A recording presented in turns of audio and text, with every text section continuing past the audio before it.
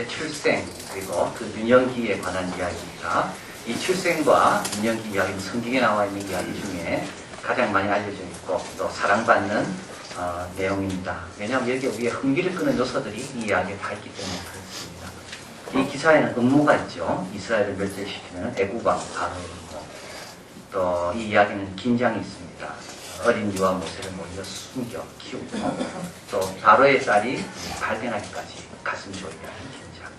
또 이렇게 재치도 있습니다. 모세의 누이가 모른 척하고 자기 동생 아닌 것처럼 하면서 또 모세의 엄마도 내 아이 아닌 것처럼 그렇게 하면서 모세를 키우고 모유를 먹이는 그런 재치. 그러나 이게 가장 두드러지는 요소는 아이러니입니다. 바로는 모세를 죽이려고 하지만 이 이야기의 결론은 뭡니까? 바로 집에서 모세가 자라고 있는 겁니다. 바로가 주는 돈을 받고 엄마는 그 돈 받으면서 자기 머리로 모세를 키우고 있는 이 아이러니. 이 기사에서 우리는 모세가 아주 어려운 환경에 태어났다는 것을 이제 알게 됩니다. 성경에 있는 모든 인물들이 다 그런 것 같아요. 좋은 시대에 태어난 사람은 아무도 없는 것 같아요.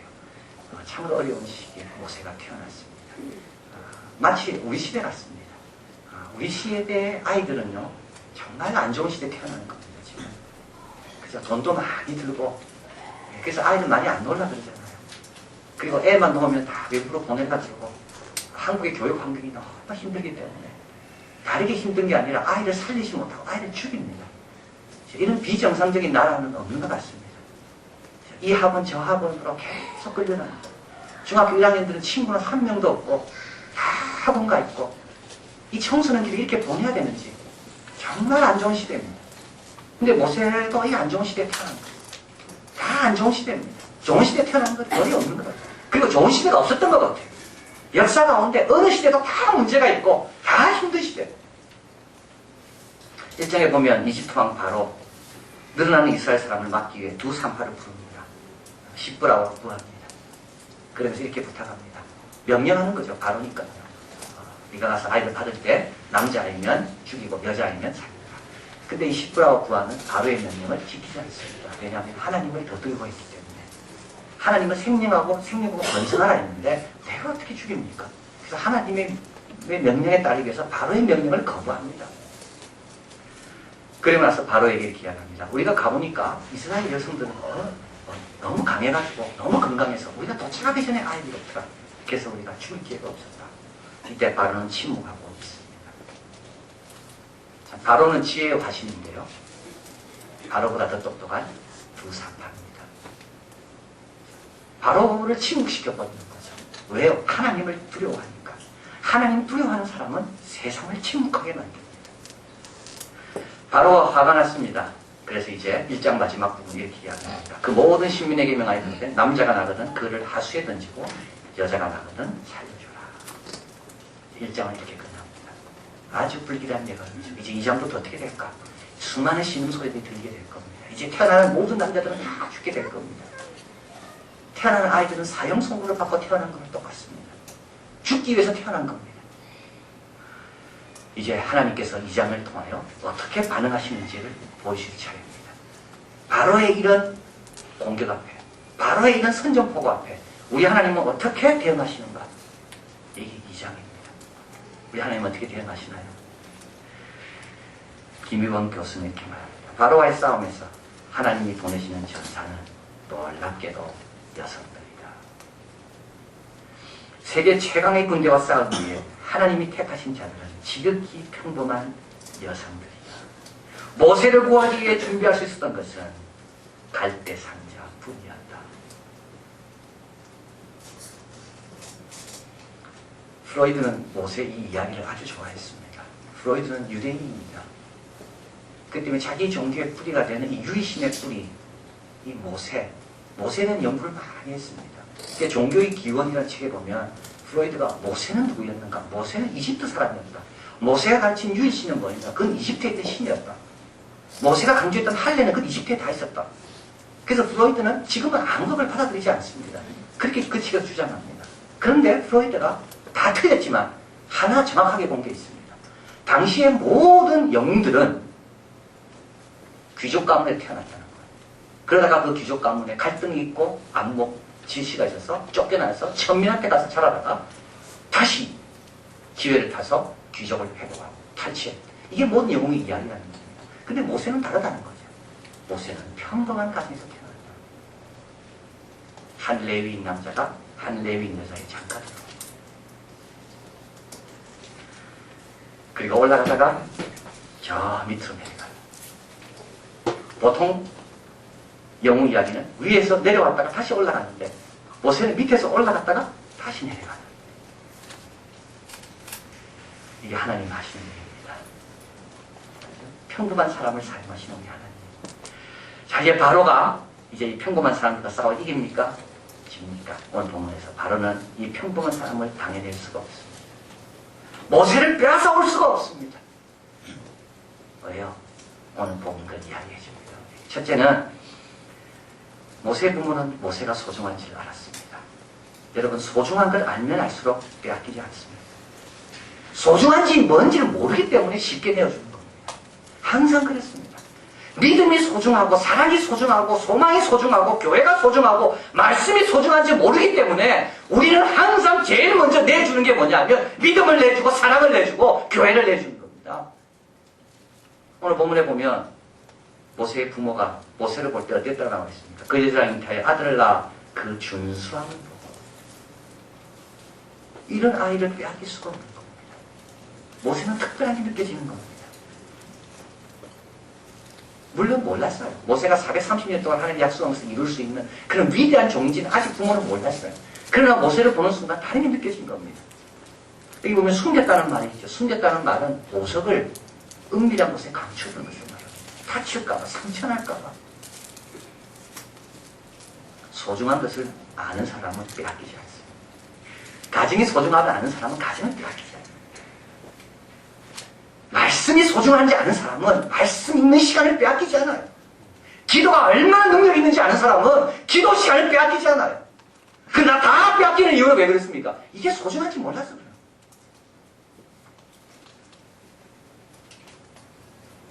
신경학 전문의 올리버 섹스, 아내를 모자로 착각한 남자. 이 책에서 그는 이렇게 말합니다. 환자를 치료하려면 질병과 사람, 양쪽 다 똑같이 관심을 가져야 된다. 병력만 봐서는 불충분한데 병력만 본다면 쥐를 보나 사람을 보나 무슨 차이가 있겠냐? 그렇죠. 쥐가 병에 걸려서 어떻게 나은지 사람이 걸려서 어떻게 나은지 병력만 보면 쥐나 사람이나 상관이 없다는 겁니다.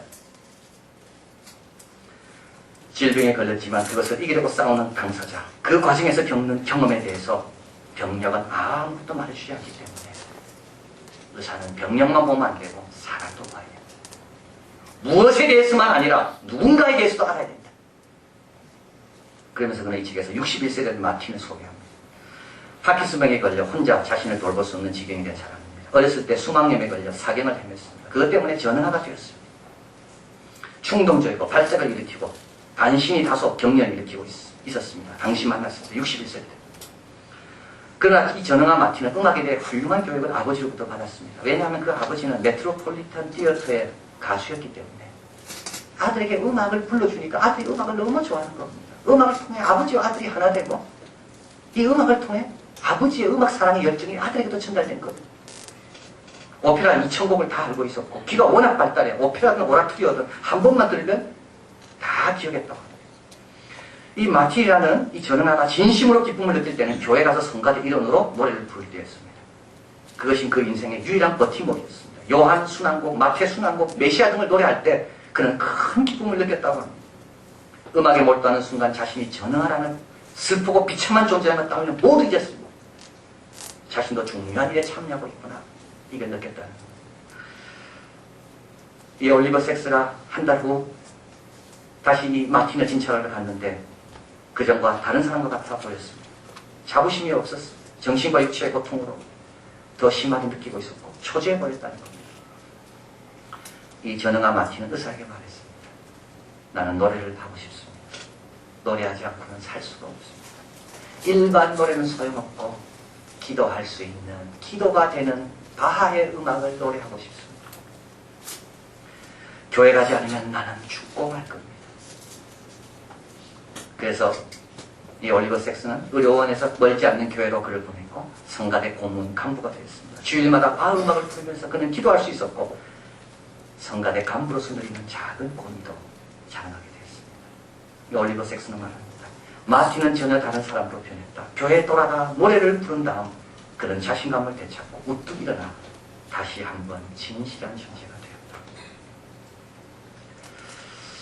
저는 이걸 보면서 우리는 너무 바로를 두려워하고 있습니다.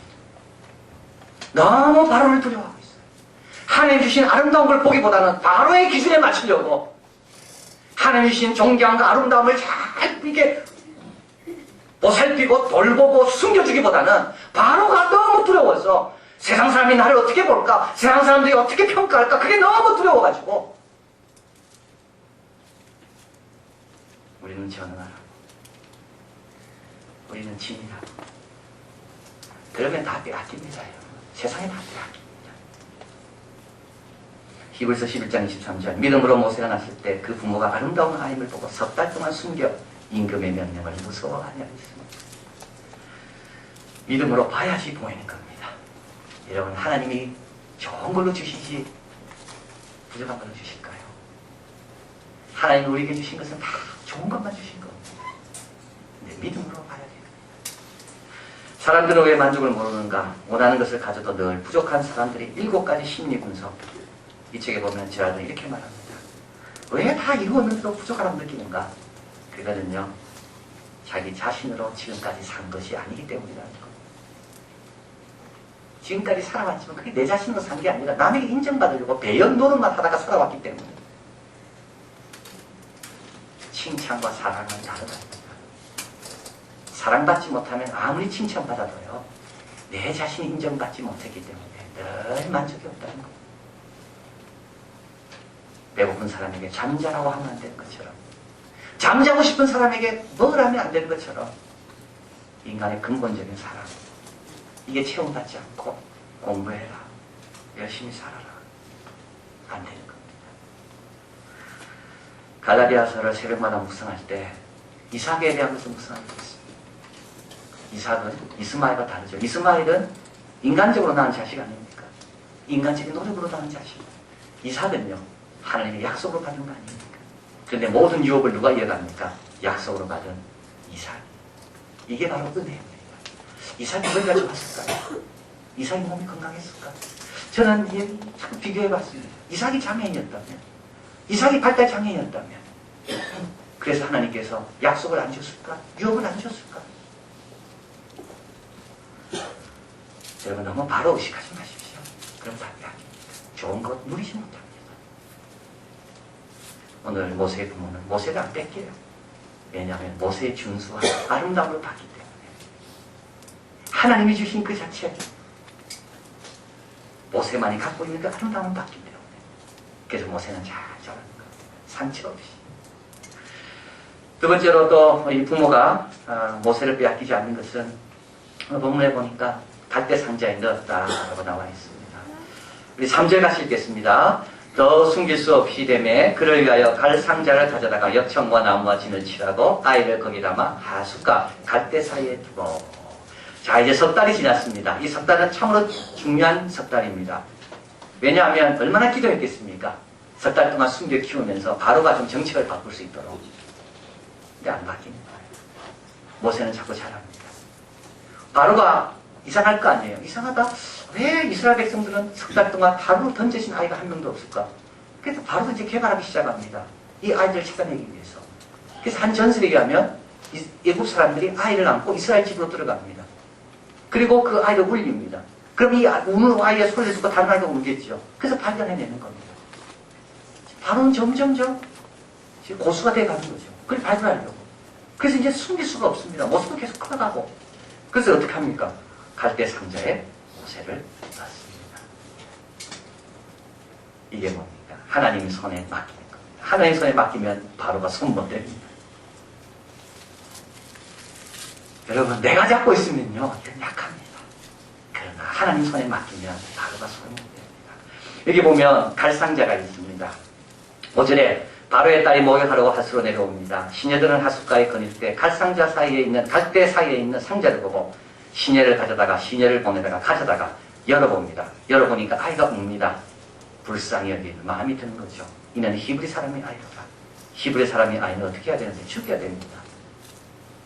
그런데 공주의 마음에 감동이 찾아오는 거예요. 야, 이 아이를 내가 살려야 되겠다. 이거는 하나님이 주신 마음입니다. 여러분, 이 갈상자하고 노아 방주하고 같은 말입니다.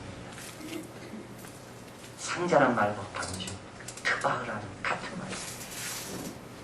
뭘 뜻하는가 하면 갈상자들, 노아의 방주들, 환경이 아무리 홍수가 치든 갈상자처럼 아무리 낙하든 중요한 것은 하나님의 손길이 미치느냐 안 미치느냐가 중요하다는 것을 말합니다. 모세는요, 여러분, 부모 품에 있어서는 안 됩니다. 사실은 부모가 숨겨 키우는 게 좋을 것 같지만 그러면 사회성도 개발 안 돼요. 신체로 골고루 못 자라요. 교육도 제대로 못 받아요. 그래서 모세는 어디로 가야 돼요? 큰 세계로 나가야 돼요. 그런데 부모는 두렵기 때문에 모세를 자기 둥지에 계속 두려고 그러는 겁니다. 그래서 하나님께서 어떻게 합니까? 둥지를 흔드시는 겁니다. 우리 앞에 있는 신명기 같이 한번 우리 말씀을 같이 한번 신명기 32장 10절 스크린에 같이 있습니다. 마치 독수리가 그 보금자리를 어지럽게 하며 그 새끼 위에 너풀거리며 그 날개를 펴서 새끼를 받으며 그 날개 위에 그것을 엎는 것 같이. 여러분, 독수리는요, 독수리 새끼 둥지를 흔듭니다. 새끼는 둥지 안에 머물고 싶을 거예요. 너무 좋으니까 엄마가 주는 먹이만 먹으면 되니까 움직이지도 않고 놀아만 해도 되니까. 그러나 그래가지고는 독수리가 못 됩니다. 그래서 어떻게 한다고요? 독수리, 어미 독수리가 둥지를 일부러 어지럽힙니다. 그래서 밖으로 나오고요.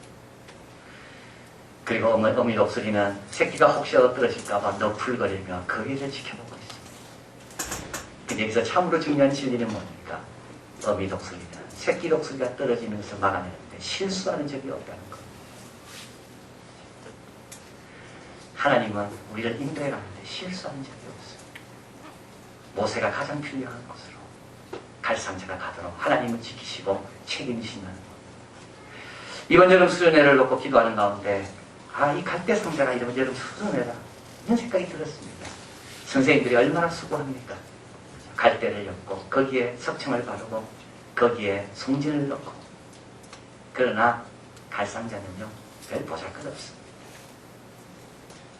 좋은 캠프에 비하면 우리 교회학교에서 하는 캠프가 뭐 그렇게 대단하겠습니까?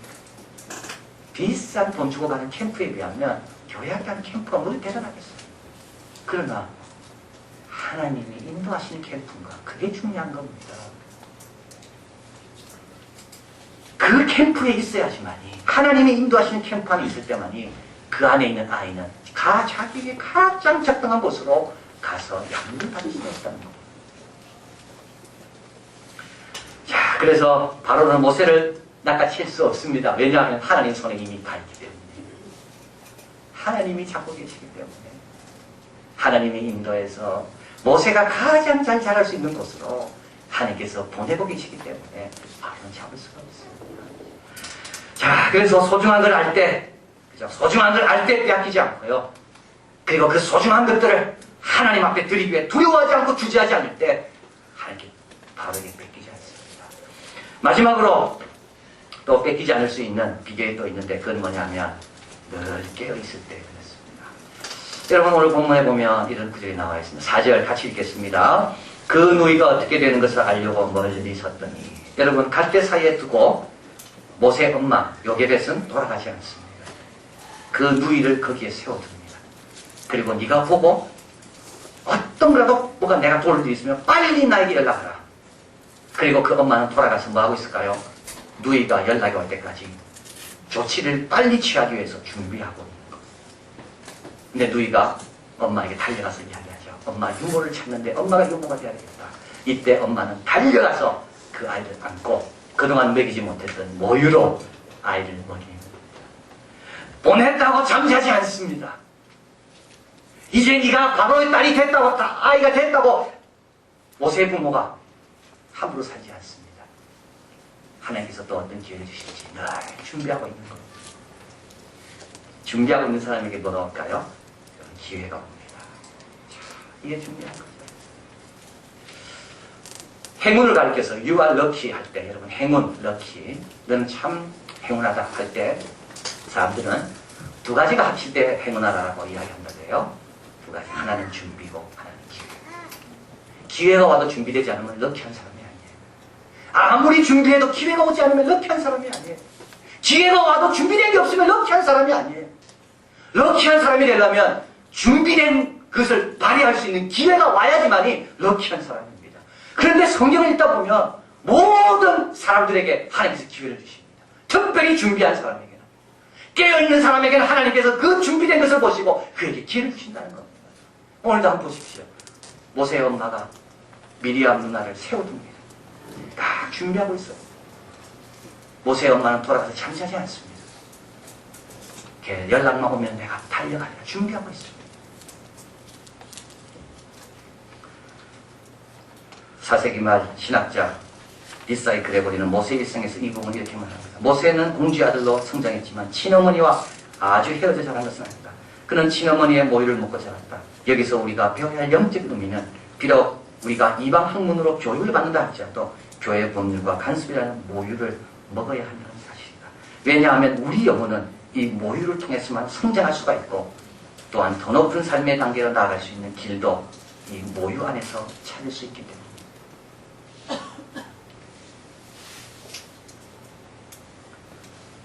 감리교를 창시한 존 웨슬리, 그리고 찬송시 9,000편을 적은 그의 동생 찰스 웨슬리.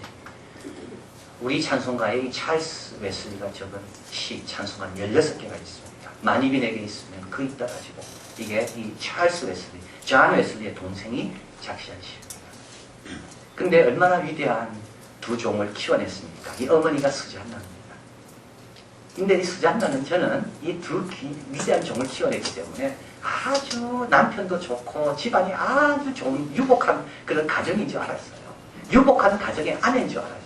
그런데 이 수잔나의 일생을 읽고 나서 생각이 바뀌었습니다.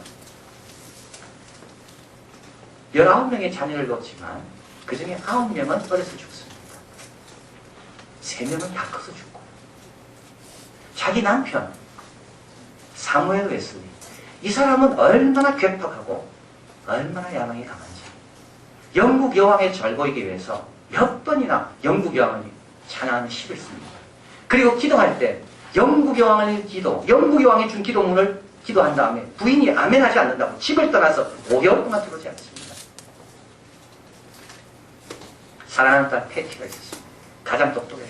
그래서 아버지가 욥기를 적을 때 패티가 얼마나 적을 정도로. 그런데 이 패티를 이 아버지는 완전히 망쳐버려요. 망갔더라고요. 패티가 사랑했던 남자하고 못 만나게. 그리고 남의 집 가정부를 보내요.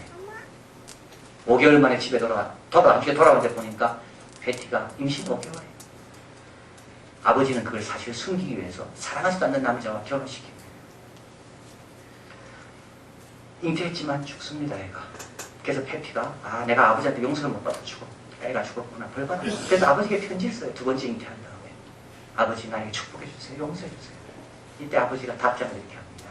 너 지금 또 꾀 부리고 있구나. 진실한 답을 원하면 꾀를 버리고 다시 편지 써. 빚을 많이 얻었습니다, 이 남편은. 이 남편이 죽을 때 빚만 남기고 죽었습니다. 이런 분의 아내가 수잔나입니다.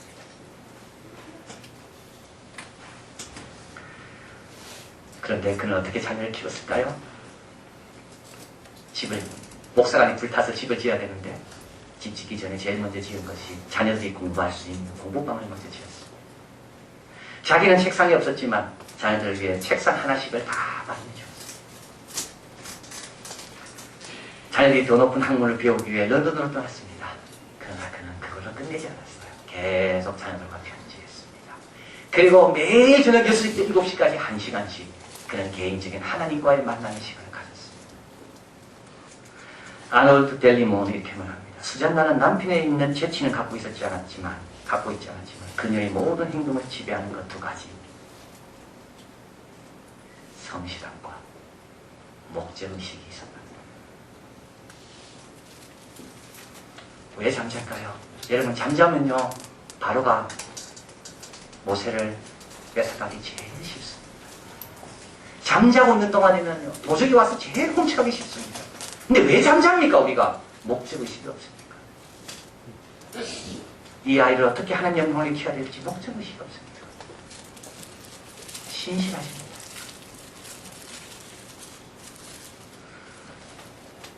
모세는 장성하여 바로의 공주의 아들이라 칭함을 거절합니다. 애굽의 모든 부하보다도 그리스도를 위하여 받는 능력을 더 큰 제물로 여깁니다. 이게 어디서 온 겁니까? 모세의 어머니가 먹인 모유에서 온 겁니다. 근데 이 모유는 언제 먹일 수 있었나요? 깨어 있습니까? 준비되어 있습니까? 하나님 주신 소중한 것 우리에게 많이 있습니다. 여러분, 이걸 예사롭게 생각하지 마십시오. 믿음과 말씀과 기도와 교회, 가정, 남편, 아내, 자녀, 그리고 더 큰 영광을 위하여 하나님께 맡기는 것도 두려워하지 마시고, 그리고 목적의식을 가지고 신실하게 다 깨어 있으십시오. 그러면 우리에게 맡긴 것 더 복되게 변할 것이고, 하나님 나라를 위해 놀랍게 승리하는 승리하는 삶들이 다 될 줄 믿습니다. 기도하겠습니다.